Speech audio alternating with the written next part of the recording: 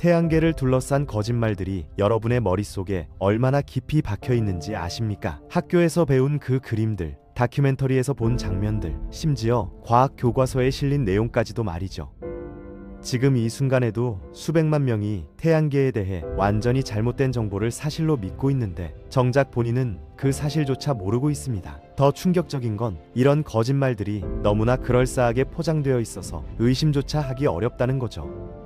자, 그럼 이제부터 여러분이 평생 믿어왔던 태양계에 대한 상식들을 하나씩 무너뜨려 보겠습니다.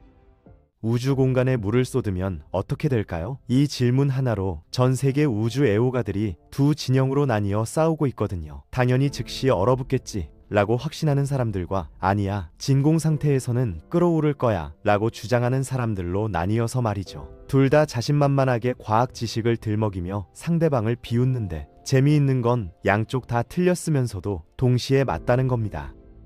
우주라는 공간은 우리의 상식을 완전히 뒤엎는 곳이거든요. 실제로는 물이 끓으면서 동시에 얼어붙는 미친 현상이 벌어지는데 이게 어떻게 가능한지 설명해 드릴게요. 우주에는 대기압이라는 게 존재하지 않잖아요. 압력이 없으면 물의 끓는 점이 급격하게 낮아지는데 해수면에서는 섭씨 100도에서 끓던 물이 에베레스트 정상에서는 섭씨 70도에서 끓습니다. 그런데 대기권 밖에서는 섭씨 영하 50도에서도 끓어버립니다. 그래서 우주에 노출된 물은 일단 격렬하게 끓기 시작하는데 이때 마법 같은 일이 일어나는 겁니다. 으면서 증발하는 과정에서 엄청난 양의 열이 빠져나갑니다. 이걸 과학 용어로 기화자멸이라고 부르죠. 이 열이 빠져나가는 순간 남아있는 물은 순식간에 식어버립니다. 결과적으로 물이 끓으면서 동시에 얼음으로 변하는 초현실적인 광경이 펼쳐집니다. 국제우주정거장에서 근무했던 캐나다 우주비행사 크리스 헤드필드는 이 현상을 직접 목격했습니다. 그것도 소변을 배출하는 순간에 말이죠. 액체 상태로 배출된 소변이 즉시 끓어오르면서 햇빛에 반짝이는 얼음 결정으로 변했다가 다시 승화하여 수증기 구름이 되어 사라지는 모습을 봤다고 합니다. 우주비행사들은 이걸 소변 별자리라고 부르는데 아름답기도 하고 역겹기도 한 광경이라고 하더군요.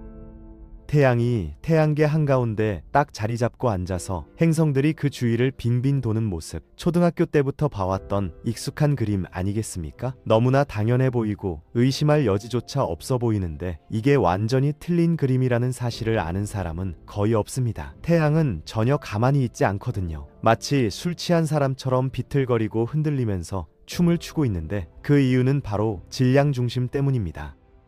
두 물체가 서로를 공전할 때는 둘 다 공통의 질량 중심을 중심으로 회전하게 되어 있는데 지구처럼 작은 행성의 경우에는 이 질량 중심이 태양 중심에서 겨우 449km 떨어진 곳에 위치해서 거의 티도 안 나죠. 하지만 목성은 얘기가 다릅니다. 지구 질량의 318배나 되는 이 거대한 행성은 태양조차 끌어당기는데 태양과 목성의 질량 중심은 태양 표면에서 무려 5km나 바깥쪽에 위치하고 있거든요.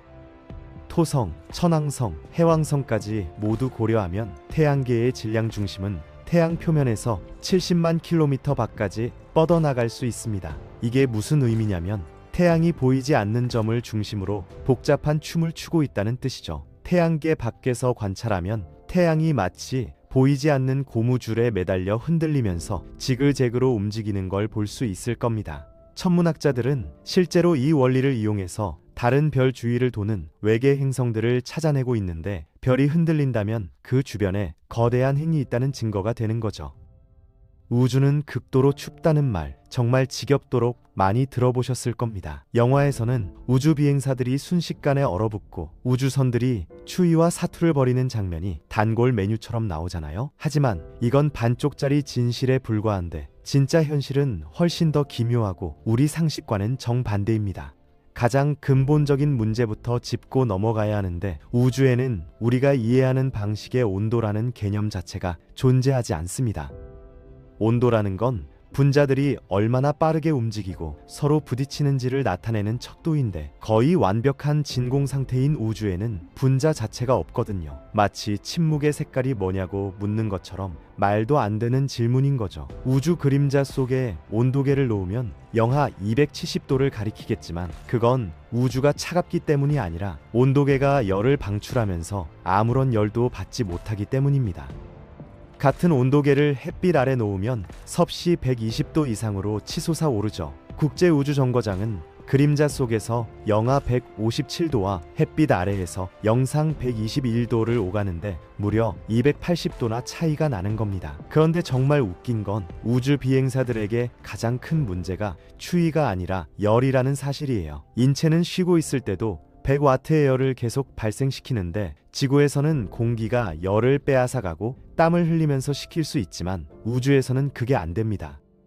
오직 복사열로만 열을 발산할 수 있는데 이게 엄청나게 느린 과정이거든요. 그래서 우주복에는 속옷 안에 물이 순환하는 튜브를 이용한 정교한 냉각 시스템이 들어가 있고 우주 유영 중인 우주 비행사들은 땀을 뻘뻘 흘리면서 냉각 장치를 계속 조절해야 합니다. 국제우주정거장 자체에도 승무원과 장비에서 나오는 열을 발산하기 위한 거대한 방열판이 달려 있어요. 역설적이게도 얼어붙을 듯한 우주에서 가장 큰 공학적 과제가 바로 온도를 낮추는 것이라니 참 아이러니하죠?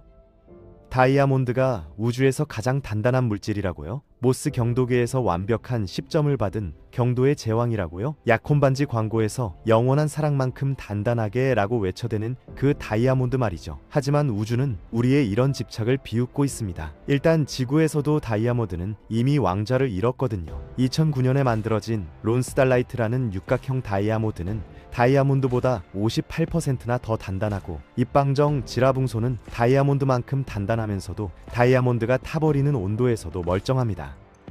실험실에서 만든 응집 다이아몬드 나노로드는 훨씬 더 단단하죠. 다이아몬드는 그저 지구에서 자연적으로 발견되는 가장 단단한 물질일 뿐인데 마치 동네 수족관에서 가장 큰 물고기인 것처럼 착각하고 있는 겁니다. 하지만 지구를 벗어나면 상황이 완전히 달라지는데 중성자별에는 핵 파스타라는 게 존재합니다. 귀여운 이름에 속으면 안 되는데 이 물질은 밀도가 너무 높아서 티스푼 하나 분량이 에베레스트산만큼 무겁고 강철보다 100억 배나 강합니다. 양성자와 중성자가 뭉쳐져서 스파게티, 라자냐, 뇨키 같은 파스타 모양의 구조를 만드는데 물리학자들이 배고플 때 이름을 지은 게 분명해 보이죠? 이 구조들은 다이아몬드의 약한 화학 결합이 아니라 강력한 핵력으로 유지되는데 밧줄과 티타늄 사슬을 비교하는 것처럼 차원이 다른 강도를 자랑합니다. 그리고 한 가지 더 알려드리자면 해왕성과 천왕성에서는 말 그대로 다이아몬드 비가 내립니다. 대기 중에 극심한 압력과 온도 때문에 메탄이 분해되면서 탄소가 결정화되어 다이아몬드가 되는 건데 작은 알갱이가 아니라 일부 과학자들은 빈산만큼 거대한 다이아몬드가 액체 메탄 바다를 통해 행성 핵으로 천천히 가라앉고 있다고 추측하고 있습니다. 수백만 캐런짜리 다이아몬드 폭풍이 외계 하늘을 가로지르며 쏟아지는 모습을 상상해보세요. 지구의 보석상들은 눈물 흘릴 겁니다.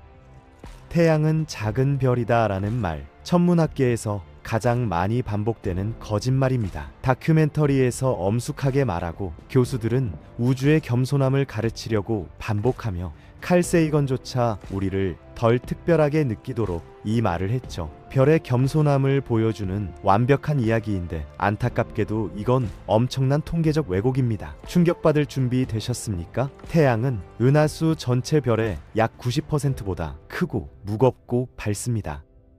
우리가 평범하다고 여기는 태양이 사실은 최상위 10%에 속하는 거죠. 키 2m 넘는 NBA 선수를 평균 키라고 하는 것과 똑같은데 NBA 안에서만 보면 맞는 말이지만 전체 인구로 보면 말도 안 되는 소리잖아요. 이런 착각은 관측 편향에서 비롯되는데 밤하늘을 보면 시리우스, 베가, 아크투루스, 베텔게우스 같은 초거대 별들만 보이기 때문입니다. 작은 시리우스조차 태양보다 25배나 밝고 리겔은 4만 배, 데네브는 20만 배나 밝거든요.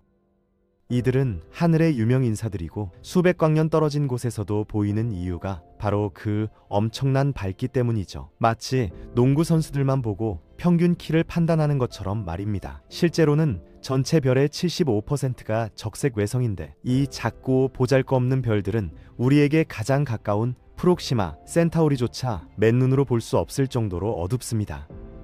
적색 외성들은 태양 질량의 7.5%에서 50% 정도밖에 안 되는데 태양을 농구공에 비유하면 평균 적색 외성은 테니스공 크기입니다. 에너지 방출량도 차이가 엄청난데 태양은 매초 3.8 곱하기 10의 26제곱와트라는 어마어마한 에너지를 방출합니다. 반면 일반적인 적색 외성은 그 1%도 되지 않습니다. 7개의 행성을 가진 트라피스트 1이라는 별은 태양 밝기의 0.05%밖에 안 되니까 무려 2000배나 어두운 거죠. 태양이 경기장 조명이라면 트라피스트 1은 양초 수준인 겁니다.